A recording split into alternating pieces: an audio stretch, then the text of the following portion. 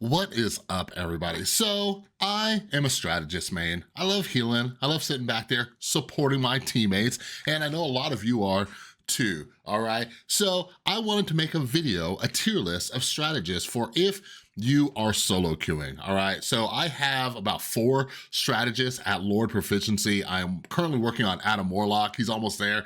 And as I solo queue, which I don't like doing, I think solo queuing is a little bit overly like glorified. I think, just play with friends, find some friends, go on Discord, I don't know. But anyways, I have been doing some solo queuing and I wanna make a tier list because I am learning quite a few things. I'm like, you know what? People need to know who they should and shouldn't try if they should solo queue as they play either quick match or ranked. This is more specifically for ranked, but anyways, let's discuss, all right? So I'm gonna go through just the strategists, even though this tier list maker has every single hero, but anyways, let's jump into this and hopefully it'll help you on your solo queue journey, all right? So anyways, let's first off start with Cloak and Dagger. Cloak and Dagger, yeah, I'll say that you can. I'll say that you can you can solo queue with Cloak and Dagger. Cloak and Dagger is actually the first hero that I got to Lord. I just played a ton of them when the game officially launched. They were new, they're fun, and they still are. Since their recent buffs, they're so much stronger. Last season, after I got them to Lord and I started really getting into like the competitive aspect, ranked, watching some of the top teams play in the tournaments and everything, they were like kind of mid. They were a little bit mid, but now with the buffs, they're amazing, okay? Dagger's cooldown on her healing bubble is like way shorter now. They have 4 dashes in their ultimate ability, but one of the reasons that they're fine to solo queue with, not only do they put out a crazy amount of healing to support your team, you also don't gotta worry about people backing you up. Like a lot of this tier list is about like, can you survive when your team refuses to back you up if you're being dove, all right? And you can do that with Cloak and Dagger, all right? You drop a little healing bubble, you switch over to Cloak, you blast them with the wall, you start shredding like, whether it's a Spider-Man, an Iron Fist, a Magic, whoever it is diving in the back line. And you also have your invisibility to fade and get away from stuff if people come and dive you. So I think Cloak and Dagger, they are totally fine if you wanted to solo queue. Like they could do everything that you need to do. All right, Luna Snow. Luna, she's one of the next ones that I got to Lord, and Luna, I will say, yes, Luna's obviously one of the best healers in the game. She has one of the top ban rates in ranked. But yeah, she's great. She has awesome healing output. She could do some damage too. When you start doing her little claps at people, like it does some damage, it pierces, so you'll be healing people, you'll be hitting people on the other team, right? So she has that healing output. Her little snowflake thing, like it's great if you have like divers on your team, or if you have somebody playing like Storm or Iron Man where you're not always gonna have visibility on them, you can just toss your little snowflake on them so they get some healing as you're doing your thing. And then obviously she has one of the most powerful ultimates in the game. Your team, it like just basically becomes like invincible as long as they're within range, as long as you don't get blasted by like an Iron Man ult. But yeah, you can kind of hold your own. I will say like she is a lot harder to play. Like I really love strategists with disables, and Luna has her snowball, okay? So if you're getting dove, like you either need to have amazing aim or a lot of luck on your side, okay? Because when like a Spider-Man or somebody's just zipping in and out of there, just diving on you, hitting that snowball is kind of a pain. Like you're not gonna have as much of a problem hitting like a Thor who's diving you in the back line. But yeah, her snowball, like it's not an AoE, like you need to hit them dead on. So she is a little bit tougher. Unless you have a lot of practice on Luna Snow, if you're worried about like being dove, like I wouldn't play Luna Snow, but if you can hit those snowballs, go for it. But if not, she goes down here. But if you can, she's up here, all right? Next up is Loki. Those of you who watched my video yesterday where I reviewed one of the top Loki players, SJP, like him and probably a bunch of other Loki players can, they could do this fine. But I would say for the majority of people, I would say kind of mid. And here's why I'm saying that. I think Loki, what's weird about Loki is I've been playing since the alpha. I got in the very first alpha test. I've played in every test since. I've been playing hundreds of hours since the global launch. But anyways, in the alpha test, and I think even in the beta test, like Loki was one of the top strategists. And for some reason on global launch, people just weren't playing him. And now people are realizing like, oh my God, Loki is pretty good. Loki is one of the most complex strategists to learn, but I think he can somewhat hold his own. One issue is that he does not have a disable. He does have escapes though, all right? So you have your clones that can throw the enemy off guard. They're not sure which one you are. He also has his invisibility, his invisibility, the right click. His healing is amazing. But yeah, like his ultimate ability, you're gonna have to rely, if you're solo queuing, you're not sure who's gonna be on your team. Like, you know, you might expect like one of the top picked healers like a Luna or a Cloak or something like that to be on your team that you could steal their ult, but you can't really guarantee it, all right? Loki's pretty decent, and I could obviously see people making the argument to put him up here, but I would say for the majority of people, Loki's gonna be sitting at kind of mid. All right, who's next on our list? Mantis. Let me tell you this, I'm saving a couple of these for last, but I will say this, I don't wanna ruin the surprise.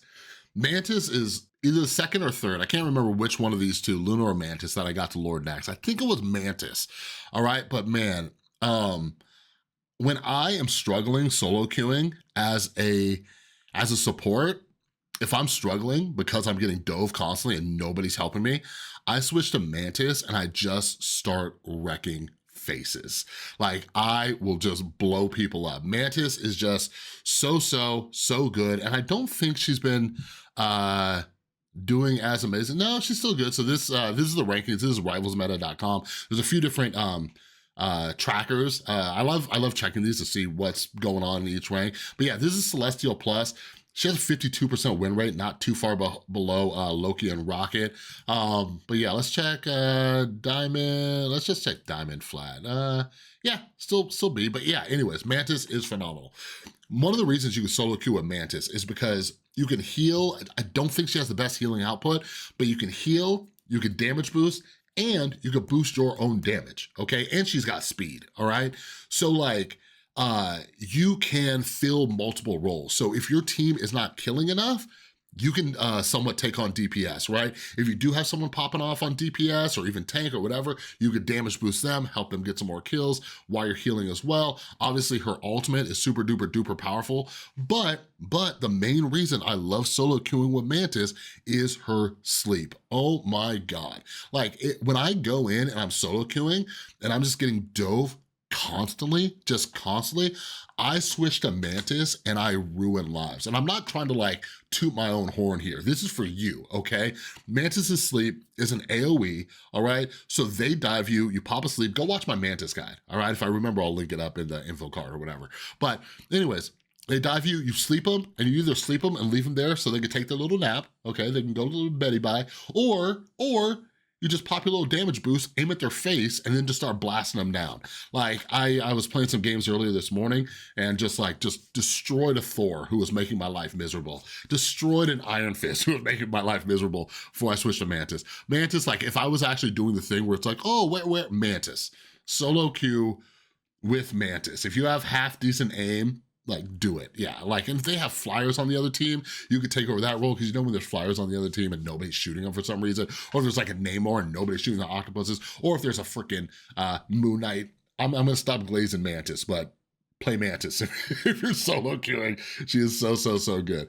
All right, who's next up on the list? Okay. I guess I'll talk about him now. All right, so we're gonna do Adam Warlock, and you know what? I think I gotta move this so you guys can see this. All right, it's gonna look that I'm looking the other way. Anyways, Adam, I'm gonna say not great. I think Adam is fine if you're playing with friends, if you have a decent team. So like I said, Adam is the strategist who I've been trying to get to Lord recently. I played him a ton in the beta when he first got released. Played him a lot. I think he's, you get a lot of mixed opinions about Adam, but I think he's really good, right? And he could do a ton of damage. Like a lot of times, I'd say like, you know, good 70–80% of the time, like I'm fine with Adam Warlock. Like he can heal, his resurrection for your team, like after a big team fight, if you guys lose, you get around the corner, you pop his ult, resurrect everybody, but even still, that's not great if you're playing with a bad team. But he does like a nice little burst heal. He has his his soul bond to connect everybody. But Adam's biggest weakness is that he just does not have any kind of escape, any kind of disable. So Adam's the person who I'll go and I'll switch to Mantis. Like, because if I'm getting dove, I just can't do anything. Now, Adam does a ton of damage. I'm gonna make an Adam Warlock guide soon, but the dude does a ton of damage. His right click, when you get the full charge off, and then you just start like popping them with your left click, like Adam can do some work. But if you're solo queuing and you can't rely on your teammate, like you're just in big trouble. So next up is Rocket. I don't know. Rocket's moving up. Rocket's moving up. I know there's like a ton of hate around Rocket. It's like kind of a meme, but I think it's kind of chilling out. It's kind of chilling out a little bit. People are realizing like, okay, Rocket's not terrible. Rocket, he sits in the mid area because like he doesn't have a disable, but he does have amazing escape ability, right? Like he can just run up walls, he can float in the air. He puts out some of the most insane heals in the game. Like the dude is healing constantly. But yeah, if you're solo queuing, like it's all right. It's all right. Like you have your respawner, you don't have one of these like big ults that can like support your team. And that's why a lot of people don't like Rocket. But I think the conversation that needs to be had is like huge support ults, which are big, they can swing games. Like you see, as you get in higher ranks, if you mistime your support ult, if you don't save it, if you waste it, if you double support ult, it will lose you a game, right? So support ults are huge. But I think there is a conversation to be had about putting out so much healing over the span of a game, right? And you got the respawner, you know? And with people playing, like if you have a Punisher or a Bucky on your team and you're dropping that ammo box where they just get like unlimited ammo for that duration, like that is big, right? So I don't know, it's hard to math that, right? The balance between not having a support ult and what Rocket could do the rest of the time. But anyways, oh, he also does a ton of damage. He does a ton of damage. Like if you're getting rushed as Rocket, like if I didn't think you guys were gonna flame me in the comments, like, I don't know if I'd put him here. I don't know if I'd put him here, but I'd probably put him like right there if I was doing the thing. But yeah, dude, like, cause if you're getting rushed, like when I mess around with Rocket, I don't have that much time in it, but when I'm getting rushed down and they just come at me, I'm like, oh, you think all I do is right click? And you just mow them down. Tanks, divers, like DPS divers, you just skedaddle up a wall and you just blast them. So Rocket, he's kind of mid. He's kind of mid, all right? But I do think he's underrated. Even if we're like looking at this, like, dude, this is Diamond, Rocket is at the top. What's this? Platinum, Rocket's at the top. Grandmaster, Rocket's at the top. Celestial, Rocket's, yeah, Rocket, I don't think there's any more arguing about Rocket. All right, who else do we got? We got 1, 2, 3, 4, 5. Okay, we got a few more healers on this list. Invisible Woman. So Invisible Woman was the most recent one that I got to Lord. And I will say she's kind of big, or kind of mid. She has a really big support ult. Her support ult is like just stupid good, right? It just puts up this huge AoE. People can't see inside it. You are basically invincible in it. So it's just as good as like a Luna, or it's as good as any of these ults. I know a million people will disagree with me. I don't think the Marvel Rivals devs will agree with me, but I think Invisible Woman needs like a slight buff. The reason why I'm putting her just here is like kind of mid. You can get some good heals, but it's like situational, right? Like if your team is somehow lined up and you're like bouncing your just like primary fire like through them, her shield is very good. Like just putting in like 20 plus hours on Invisible Woman. Invisible Woman's another one I need to make a guide for. When you get really good with her shield, like you can save your team. Like, so, but she just, the two things that I wish that her fire rate was a little bit faster, and I wish she had a little bit more ammo. I think those two things would be cool. But yeah, she has an escape with her double jump, which is kind of awkward sometimes. And I can't tell you how many times I've been hit just out of my invis just because like it's in the middle of the fade or it's weird timing or just somebody fires a random shot and hits you, you know? But I think she's kind of mid. I did a lot of solo queuing with Invisible Woman and yeah, like I think in the hands of a really, really good player, she might be there, but I don't know. I think for the majority of us, she's kind of mid. And now you guys are like, Chris, what's this? What's this? Don't even try it. Why'd you make that? What's that for? You know who that's for? Jeff. Stop it. Stop it, all of you. Stop it. Jeff's not good. Jeff's been at the bottom of the rankings or the ratings just forever for win rate, everything. He's just been at the bottom. He's a meme character, okay? But something really interesting's happened. So anyways, let me, before I show you this interesting thing that's changing, and he might become the new Rock and I gotta shut up. But Jeff, he has an escape, doesn't have a disable. He can put out some damage, okay?